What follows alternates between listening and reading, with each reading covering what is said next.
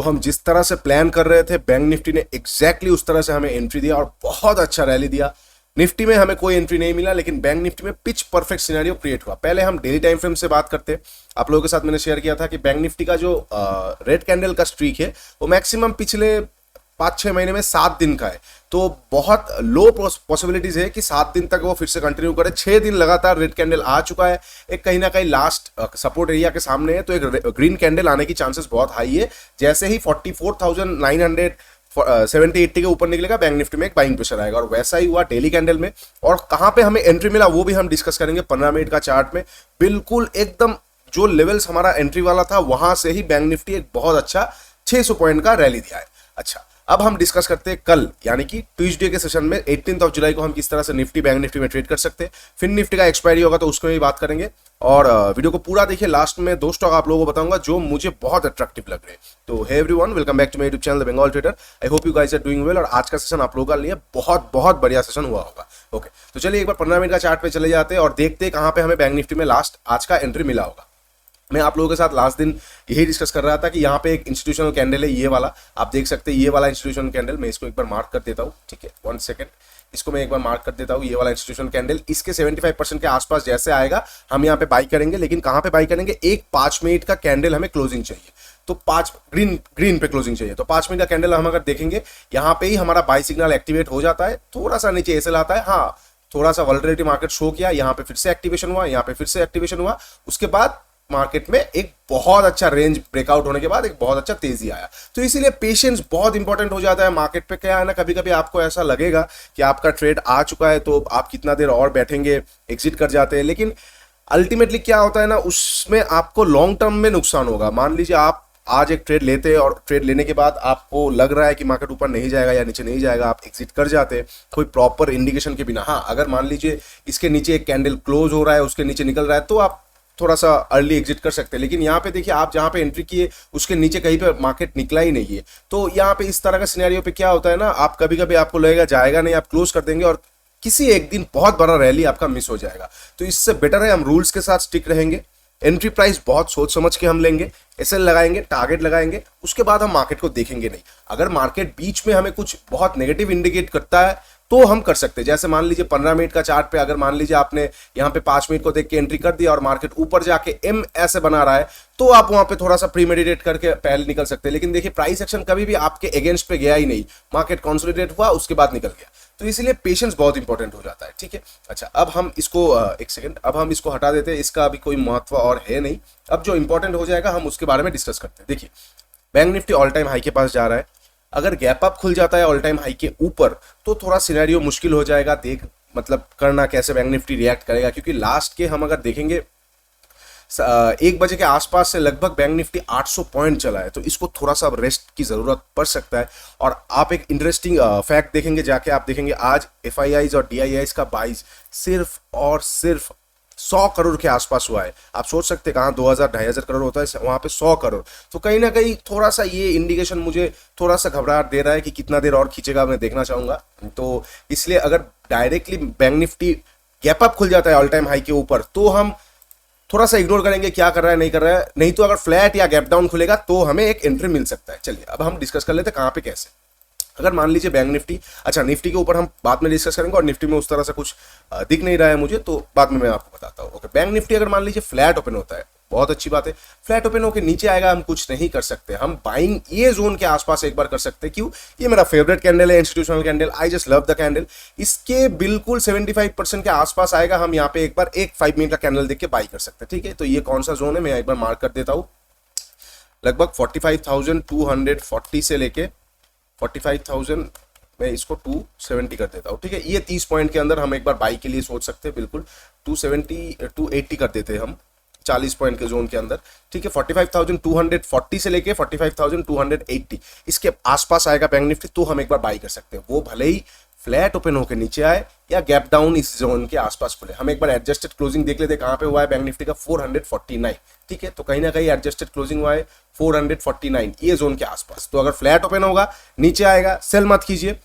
45,240 से लेके 280 के आसपास 5 मिनट पे एक ग्रीन कैंडल आ जाएगा, बिल्कुल आज की तरह। ये वाला कैंडल हो गया, ये वाला हो गया, ये वाला हो गया, कोई भी एक ग्रीन कैंडल इस जोन में बन जाएगा, उसके ऊपर जैसे निकल जाएगा, उसके ऊपर जैसे निकल जाएगा we are going to buy. उसके थोड़ा नीचे या लास्ट स्विंग के आसपास हम एसएल लगा के चुपचाप बैठे रहेंगे जब तक बैंक निफ्टी का टारगेट ये गैप फिलिंग तक या फिर आज का क्लोजिंग प्राइस तक नहीं आ जाता। ठीक है, सेम टू सेम आज का स्ट्रेटजी अप्लाई कीजिएगा।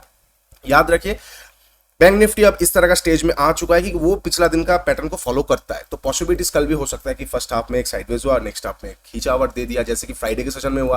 फर्स्ट हाफ में पूरा कंसोलिडेट साइडवेज होकर लास्ट आवर में खींचा, आज भी वैसा हुआ, तो कल भी ऐसा हो सकता है, उसमें हैरानी वाली बात है नहीं।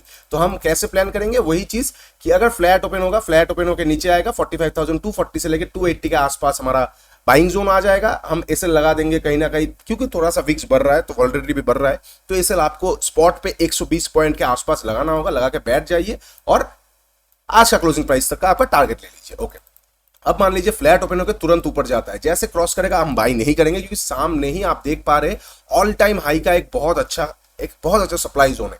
अगर बैंक निफ्टी को ऑल टाइम हाई को तोड़ना होगा तो आप देखेंगे डायरेक्टली गैप अप ओपन हो रहा है, आपको कुछ मौका नहीं दे रहा है। लेकिन अगर फ्लैट ओपन होकर ऑल टाइम हाई के पास जाता है, एक बार एक सेलिंग प्रेशर आ सकता है। तो इसलिए अगर फ्लैट ओपन होकर डायरेक्टली ये आज का हाई को क्रॉस करेगा, we are not going to buy. हम देखेंगे ऑल टाइम हाई के पास इस तरह का रैली आया है, ऑल टाइम हाई के पास जाने के बाद अगर 15 मिनट का चार्ट पे कोई एम पैटर्न बनता है, जस्ट लाइक दिस वाला डे, ये वाला दिन की तरह कोई एम पैटर्न बनता है, ठीक है, ये वाला दिन की तरह कोई एम पैटर्न बनता है, तो हम वहां पे एम पैटर्न का नेकलाइन जैसे टूटेगा हम वहां पे एक बार सेल करेंगे।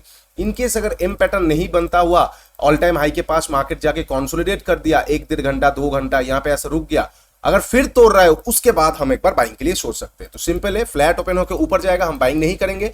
ऑल टाइम हाई के पास एम पैटर्न पे सेल होगा, अगर कंसोलिडेट करके ऊपर या नीचे तोड़ेगा तो हम बाई या सेल करेंगे। ओके, अगर फ्लैट ओपन होकर नीचे आएगा तो वही सिनेरियो पे हम बाई करेंगे कि 45,240 से लेकर 280 के आसपास हम बाई करेंगे। अच्छा, मान लीजिए अब डायरेक्टली गैप अप ओपन हो जाता है। गैप अप ओपन होने पे हम कुछ नहीं कर सकते, बहुत बड़ा गैप अप ओपन होगा ऑल टाइम हाई के ऊपर, पहला कैंडल हमें शूटिंग स्टार मिल जाएगा या फिर कोई रेड कैंडल मिल जाएगा और उसके नीचे मार्केट निकलेगा, तो आप वहां पे एक बार सेल करेंगे। गैप फिलिंग का आपका टारगेट आ जाएगा, नेक्स्ट टारगेट आप आपके रिस्क रिवॉर्ड के हिसाब से मेंटेन कर सकते हैं और एसएल आपका डे हाई के आसपास रहेगा। और अगर बहुत बड़ा गैप अप ओपन होने के बाद कोई भी रेड कैंडल नहीं बनाता है और उसको भी तोड़ के चला जाता है, तो बाई मत कीजिए। इस तरह का सिनेरियो में इतना टॉप पे बाई करना बनता नहीं है। आप अगर भले ही रैली मिस होता है होने देते, लेकिन हम प्रोबेबिलिटी के साथ रहेंगे। अगर फिर से ये गैप अप ओपन होकर ऊपर जाता है, हम वेट करेंगे, ऊपर से कोई सेलिंग सिग्नल, कोई भी प्रॉफिट बुकिंग का सिग्नल आएगा तो हम देखेंगे। याद रखिए कल फिन निफ्टी का एक्सपायरी है, तो सेकंड हाफ में एक प्रॉफिट बुकिंग का सेलिंग प्रेशर आ सकता है, तो हम सेकंड हाफ में सेलिंग का कोई अगर हमें सिनेरियो बनता है तो हम उसे मिस नहीं करेंगे। ओके, अब मान लीजिए गैप डाउन ओपन हो जाता है। अगर गैप डाउन 45,240 से लेकर 280 ये वाले जोन के आसपास तक 10-20 पॉइंट बफर रख के इस जोन के आसपास तक गैप डाउन ओपन होगा, पहला 5 मिनट का कैंडल ग्रीन बनेगा ये जोन के आसपास पे, उसके ऊपर निकलेगा, सेम टू सेम ये जोन के आसपास से हम बाई कर देंगे। कहां पे हम बाई नहीं कर सकते गैप डाउन पे, अगर 250-240 के नीचे डायरेक्टली गैप डाउन ओपन हो रहा है और गैप डाउन ओपन होने के बाद वो नीचे प्रेशर बनाता हुआ आ रहा है, तो हम वहां पे सेल नहीं कर सकते। तो हम क्या करेंगे, हम वेट करेंगे।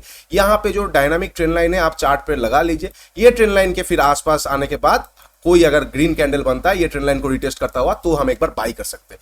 तो याद रखिए टॉप पे एकदम सेल करना है, फ्लैट ओपन होके एम पैटर्न पे सेल करना है, गैप डाउन ओपन होके बहुत नीचे आ जाएगा तो बाई करना है, नॉर्मल फ्लैट ओपन होकर नीचे आएगा तो इंस्टीट्यूशन जोन से बाई करना है, और फ्लैट ओपन होकर ऊपर जाएगा तो हमें कुछ नहीं करना है, देखना है कोई हमें रिवर्सल पैटर्न मिल रहा है कि नहीं मिल रहा है। तो बैंक निफ्टी में यही सारे पॉसिबल सिनेरियोज मुझे कल के लिए दिखाई दे रहा है। अच्छा, अब एक सिनेरियो हो सकता है बैंक निफ्टी की, मान लीजिए गैप डाउन ओपन हुआ और पैनिक में ये डायरेक्टली नीचे आ जाता है, बहुत ही अनलाइकली सिनेरियो है। उस केस में हम देखेंगे कहां पे बैंक निफ्टी क्या कर रहा है, प्राइस एक्शन आ जाएगा तो हम सेलिंग के बारे में सोच सकते हैं कि सारे लोग ट्रैप हो चुके हैं, फिर हम नीचे में सोच सकते हैं। तो आप ऐसा भी आपको लग रहा होगा कि हम हर रोज ट्रैपिंग के बारे में बात करते हैं, कभी होता नहीं, देखिए हम रेडी रहते हैं, कभी ना कभी आपको मिल जाएगा कि इस तरह का रैली के बाद डायरेक्टली गैप डाउन ओपन हो रहा है 50% के रैली के नीचे और पैनिक सिनेरियो आ जा रहा है, उस सिनेरियो पे आप रेडी रहेंगे और उस पैनिक वाला फॉल को आप मिस नहीं करेंगे। इसलिए हम हर रोज रेडी रहते हैं। क्या पता मार्केट में कुछ भी हो रहा है, मार्केट कॉन्स्टेंटली गैप अप खुल रहा है पिछले 7-10 दिनों से, तो कुछ भी हो सकता है, market is very much uncertain, तो इसलिए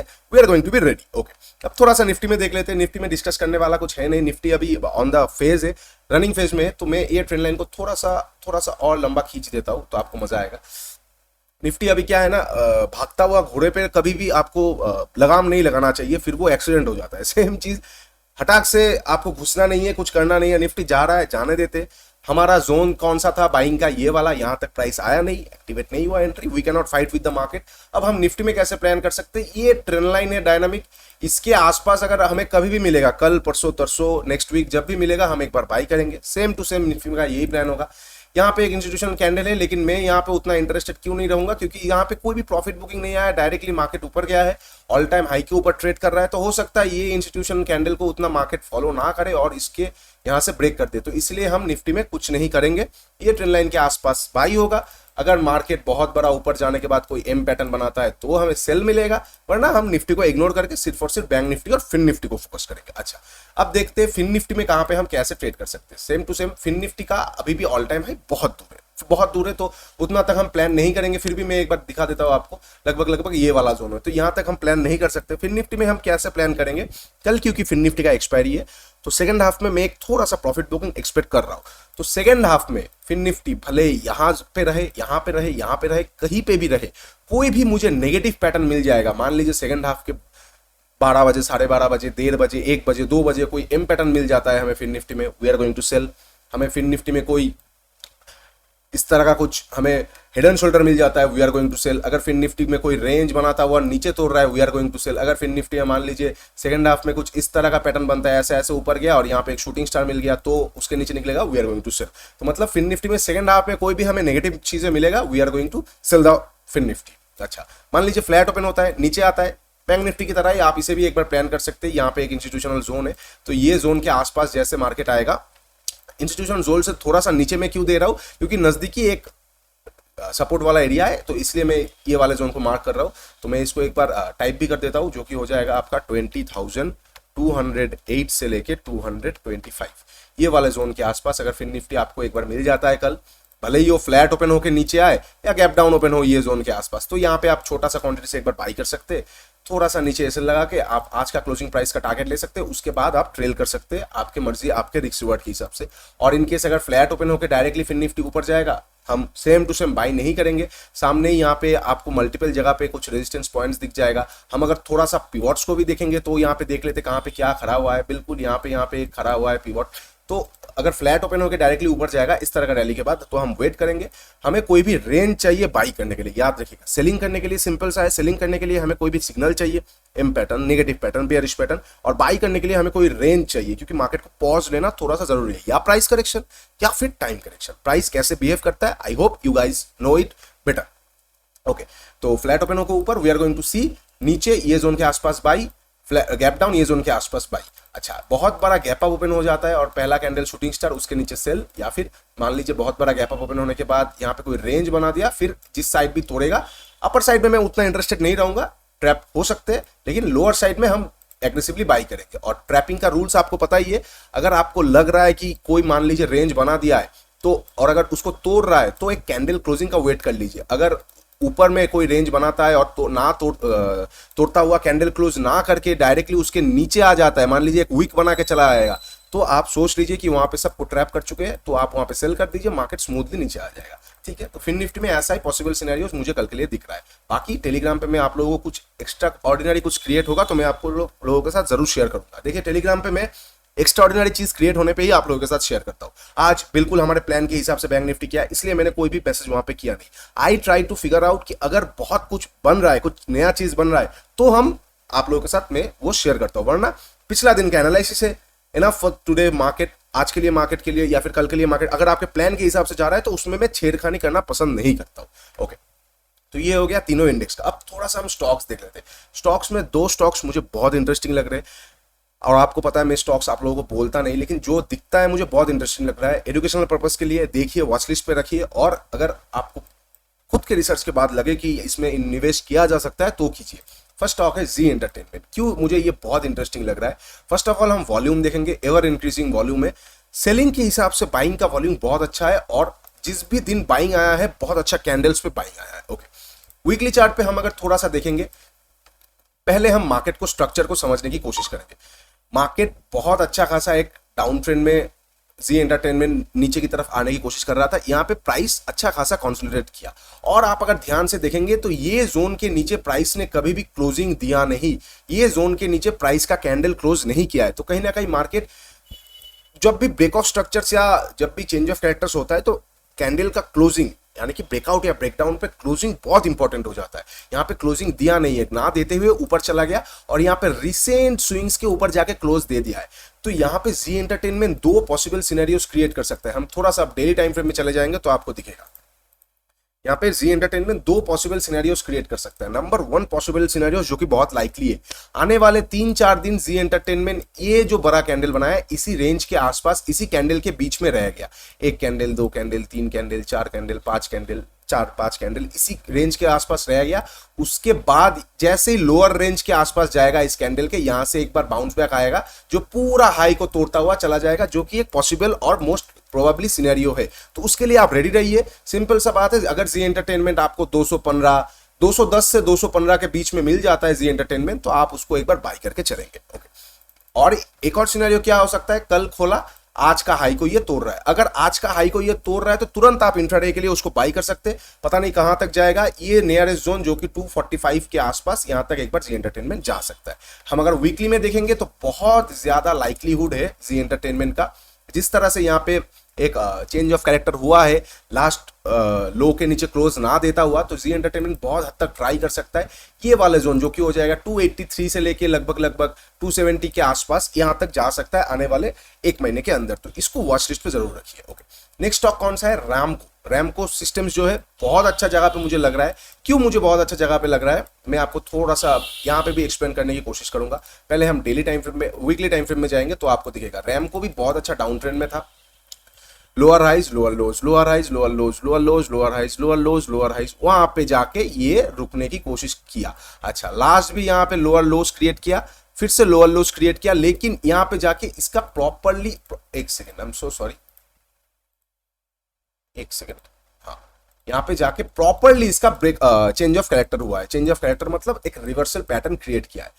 रैमको के पास यहाँ पे क्या था, बहुत अच्छा जगह था यहाँ पे इसके नीचे आ जाने का, और अगर सेल ऑफ आता तो ये लास्ट पॉइंट ऑफ इंपैक्ट से आ जाता, लेकिन ना आते हुए ये प्रॉपर्ली रिवर्स हो गया है रैमको सिस्टम्स। अच्छा, रिवर्स होने के बाद यहाँ पे क्या हुआ है हम थोड़ा सा देखेंगे, लास्ट रेजिस्टेंस के सामने जाके ये एक बार टप्पा खाया है। अब यहाँ पे जाके वॉल्यूम का भी इंक्रीज हुआ है, बाइंग वॉल्यूम भी इंक्रीज हुआ है। और प्राइस क्या होता है ना, प्राइस हमेशा वॉल्यूम मतलब प्राइस का जो बिहेवियर होता है, मुझे प्राइस भी डिले इंडिकेटर लगता है। क्यों लगता है मैं आपको बताता हूँ। प्राइस भी कभी कभी जो होता है उसके बाद दिखाता है। तो यहाँ पे आप देखेंगे ये पर्टिकुलर जोन से ही वॉल्यूम इंक्रीज होना शुरू हो गया, तो मतलब बड़े प्लेयर्स यहाँ पे ये प्राइस जोन के आसपास ही इंटरेस्टेड थे एग्रेसिवली। और रैमको देखिए यही जोन के आसपास से घूम के फिर से प्राइस एक्शन बनाता हुआ ऊपर जा रहा है। तो यहाँ पे भी रैमको में भी आपको दो तरह का सिनेरियो देख सकते हैं कि थोड़ा सा नीचे ये रिट्रेस करे और लास्ट डेली टाइम फ्रेम में जाएंगे तो आपको दिखेगा यहाँ पे देखिए एक अच्छा खासा ऊपर जाके क्लोज दिया है और एक अच्छा खासा डिस्टर्बिंग कैंडल बनाया। तो हो सकता है कि 2-4 दिन इसी रेंज के अंदर रहे और लास्ट पॉइंट ऑफ इंपैक्ट से यहाँ से घूम जाए। और एक सिनेरियो हो सकता है कल ये गैप अप खुल जाए, गैप अप खुलने के बाद डायरेक्ट आज के हाई को तोड़ दे। अगर ऐसा होता है रामको भी आप एक बार इंटरटेक कर सकते हैं। नहीं तो आप क्या करेंगे, अगर रामको आपको लगभग 250 से लेके 260 के बीच में मिल जाता है, 60 भी नहीं 55, 250 से लेके 255 के रेंज में मिल जाता है, तो आप एक्यूमुलेट करना शुरू कर सकते हैं। एसएल आपका बहुत छोटा रहेगा 244 और आपका टारगेट कहीं ना कहीं 287, 290 स्विंग ट्रेडिंग के लिए बहुत अच्छा हो जाएगा। तो आशा करता हूँ वीडियो अच्छा लगा है। इसके ज्यादा मैं इसको लंबा नहीं कर रहा हूँ, शॉर्ट रख रहे हैं वीडियो को। इंडेक्स और स्टॉक्स आपको बता दिया है, सब कुछ एजुकेशनल पर्पस के लिए। थोड़ा सा जाके एक बार खुद का भी रिसर्च कर लीजिए। नीचे इंस्टाग्राम और टेलीग्राम का चैनल लिंक दिया हुआ है, जाके एक बार जुड़ जाइए और कमेंट करके जरूर बताइए क्या आप लोगों को वॉल्यूम के ऊपर बेसिस करके कोई वीडियो चाहिए, तो मैं आप लोगों के लिए जरूर ला दूंगा। प्लान तो बहुत है, साइकोलॉजिकल, वॉल्यूम और बहुत सारे फंडामेंटल्स के ऊपर वीडियो लाने का, तो धीरे धीरे होगा, उतना जल्दबाजी नहीं है, हमें मार्केट पे लॉन्ग रन तक रहना है। मैं ऐसा ये सोच रहा हूँ कि 20 साल बाद भी मेरा आप लोगों के साथ यही यूट्यूब चैनल रहेगा, तो बहुत एक लंबा जर्नी है, we are going to figure out slowly. तो बस आज के लिए इतना ही। लाइक शेयर सब्सक्राइब करना मत भूलिए, थोड़ा सपोर्ट दिखा दीजिए। Take care, bye bye. और कल फिन निफ्टी का एक्सपायरी है, सेकेंड हाफ में पॉसिबल हो सकता है कि एक सेल ऑफ आए, तो उसके लिए रेडी रहिएगा। Bye bye.